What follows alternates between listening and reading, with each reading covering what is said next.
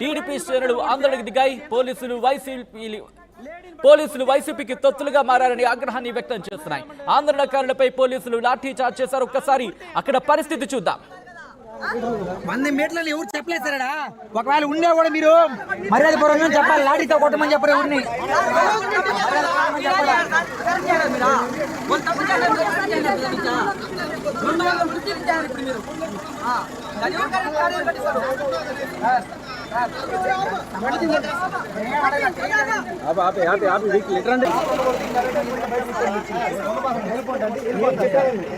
మీరు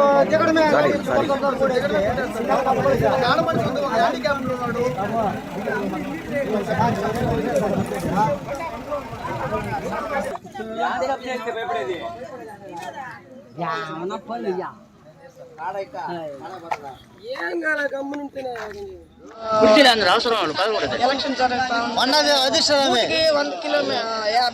మీటర్ల దూరంలో కూర్చొని అంటే లక్ష్మీపురం కేలో అక్కడి నుంచి రావాలి కాబట్టి వాళ్ళు ముస్లిం వస్తారనేసి చెట్టు కింద కూర్చొని మంచినీళ్ళు అవి తాగుతా ఉంటే మన ఎస్ఐ సార్ వచ్చి ఏమి ఇది చేయకుండా వాళ్ళందరినీ ఇంటిమేషన్ ఏం లేకుండా దౌర్జన్యంగా బాధేసినాడు. అంటే బాధేసి కూర్చోండే వాళ్ళందరినీ బెదరగొచ్చినాడు. కొట్టి దూరంగా పోండి అని ఏమీ లేదు. ముసలోళ్ళని మొక్కోళ్ళందరినీ సాగు కొట్టేసి నన్ను నిలబెడతారా, నా కోడ్స్ వస్తారు, అది వస్తారు, ఇది వస్తారు అని మమ్మల్ని బెదిరిస్తున్నాడు. బెదిరిస్తున్నాడు.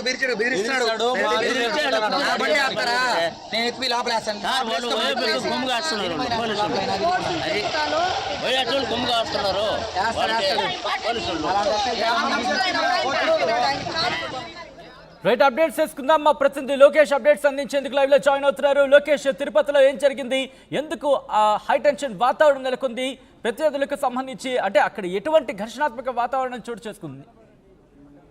ఏదైతే ఉమ్మడి చిత్తూరు జిల్లాకు సంబంధించి అంటే ఆఫ్టర్ బైఫర్కేషన్ తర్వాత తిరుపతి జిల్లా, చిత్తూరు జిల్లా డివైడ్ అయినటువంటి పరిస్థితి ఉంది. ఈ ఇరు జిల్లాల్లో కూడా నిజంగానే కొన్ని చోట్ల ఉద్రిక్తకర పరిస్థితులు నెలకొన్నాయి. లాఠీ చార్జీలు జరగడం కావచ్చు, కత్తిపోట్ల వరకు కూడా వెళ్ళినటువంటి ఘటనలు అయితే చాలా చోటు చేసుకున్నటువంటి పరిస్థితి. ప్రస్తుతం మనము తిరుపతి జిల్లాకు సంబంధించి సత్యవేడ్ నియోజకవర్గ అప్డేట్ ని మన స్క్రీన్ పై చూస్తున్నటువంటి పరిస్థితి. అక్కడ ఏదైతే వరదాయపాలెం మండలానికి సంబంధించి ఒక కూవాకొల్లు పోలింగ్ స్టేషన్ వద్ద కూడా అక్కడ టీడీపీ నేతలు ఏదైతే పోలింగ్ స్టేషన్ కి దాదాపు 100 మీటర్లకు పైగా ఉండేటువంటి దూరంలో అంటే పోలీసులు నిర్దేశించినటువంటి హద్దుల కంటే వెలుపలే కూర్చొని వాళ్ళు మాట్లాడుకున్నటువంటి పరిస్థితుల్లో వైసీపీ నేతలు అక్కడికి వెళ్లి ఓట్లను ప్రభావితం చేస్తారంటూ వాళ్ళపైన ప్రత్యక్షంగా దాడికి దిగినటువంటి పరిస్థితి ఉంది. కుర్చీలను అక్కడ ఉండేటువంటి నేతలపైన ప్రత్యక్షంగా దాడికి దిగి వాటిని కూడా ధ్వంసం చేసినటువంటి పరిస్థితి. అయితే దానిపైన పోలీసులు చర్యలు చేపట్టాలని చెప్పి అక్కడ ఉండేటువంటి సర్పంచ్ ఉమామహేశ్వరి కూడా డిమాండ్ చేసినప్పటికీ కూడా పోలీసులు అయితే మాత్రం వైఎస్ఆర్సీపీ పార్టీ నాయకులకి అండదండగా నిలుస్తున్నారు. వాళ్ళని ఏమీ అనకపోగా రివర్స్ గా తమ పైన స్పందిస్తూ లాఠీ చార్జ్ కూడా దిగారని చెప్పి కూడా ఆరోపణలు చేస్తున్నటువంటి పరిస్థితి. మరొకటి ఇక చిత్తూరుకు సంబంధించి ఏదైతే చిత్తూరు అసెంబ్లీ సెగ్మెంట్ కి సంబంధించి గుడిపాల మండలంలో టీడీపీకి సంబంధించినటువంటి నేతలే వైఎస్ఆర్సీపీకి సంబంధించినటువంటి ఏజెంట్ ని కత్తితో గాయపరిచినటువంటి ఘటన కూడా చూసాం. దాదాపు 10 సెంటీమీటర్ల మేర నడుముకి కింది భాగాన కత్తి చొచ్చుకుపోయినటువంటి పరిస్థితి ఉంది. అతను వెంటనే ఆసుపత్రికి తరలించినటువంటి పరిస్థితి. మరోవైపు ఇటు అన్నమయ్య జిల్లాకు సంబంధించి తంబాలపల్లి నియోజకవర్గంలో సైతం వైఎస్ఆర్సీపీకి సంబంధించినటువంటి నేతలు టీడీపీ నేతలపైన ప్రత్యక్షంగా దాడులకు దిగారు. పోలింగ్ బూత్ వద్దే కాకుండా లోపల జరుగుతున్నటువంటి కార్యక్రమం ఓటు వేసేయడానికి వచ్చినటువంటి టీడీపీ కార్యకర్తలపైనే ప్రత్యక్షమైనటువంటి దాడులకు పాల్పడి తనకి కూడా బలమైనటువంటి గాయాలైనటువంటి పరిస్థితి ఉంది.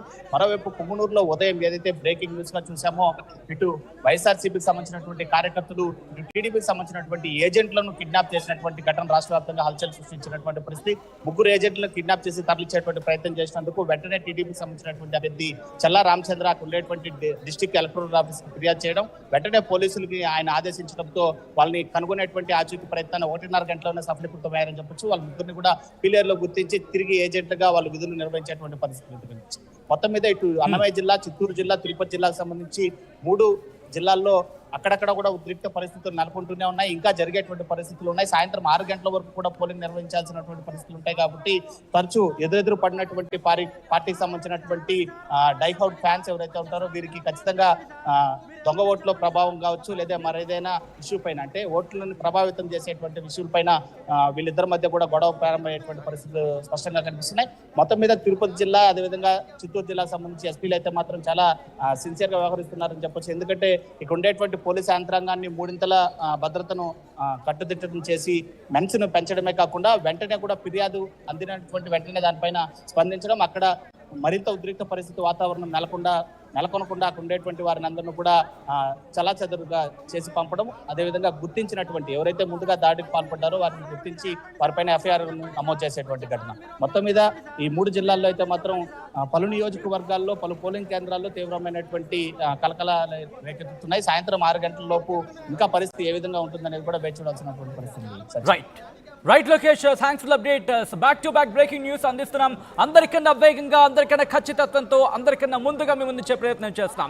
బ్రేకులు లేవు, కేవలం కంటిన్యూస్ బ్రేకింగ్ న్యూస్ మాత్రమే. బ్రేకులు లేవు, బ్రేకింగ్ న్యూస్ తో మాత్రం ముందుంటున్నాం. Yes, another breaking, back to back breaking news. Annamayya జిల్లా రైల్వే కోడూరుకి సంబంధించి బ్రేకింగ్ న్యూస్ చూస్తున్నారు.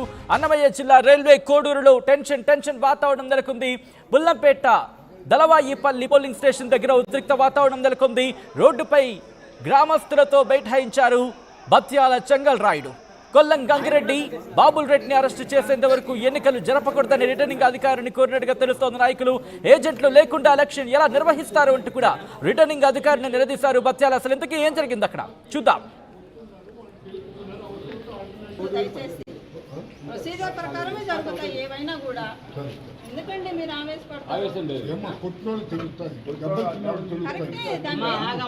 నేను ఏసీలో కూర్చుంటాము.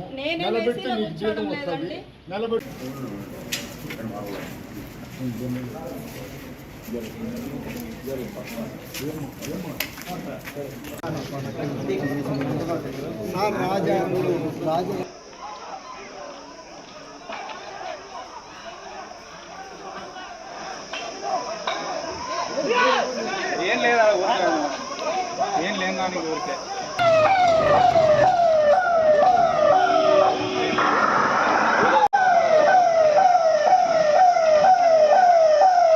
ఆయన కూడా తగ్గేశారు. బ్రేకింగ్ న్యూస్ చూస్తున్నారు. అన్నమయ్య జిల్లా రైల్వే కోడూరులో టెన్షన్ వాతావరణం నెలకొంది. పుల్లంపేట దళవాయిపల్లి పోలింగ్ స్టేషన్ దగ్గర ఉద్రిక్త వాతావరణం నెలకొంది. రోడ్డుపై గ్రామస్తులతో బైఠాయించారు బత్యాల చెంగల్ రాయుడు. కొల్లం గంగిరెడ్డిని, బాబుల్ రెడ్డిని అరెస్టు చేసేంత వరకు ఎన్నికలు జరపకూడదని రిటర్నింగ్ అధికారులు కోరారు. ఆయన ఏజెంట్లు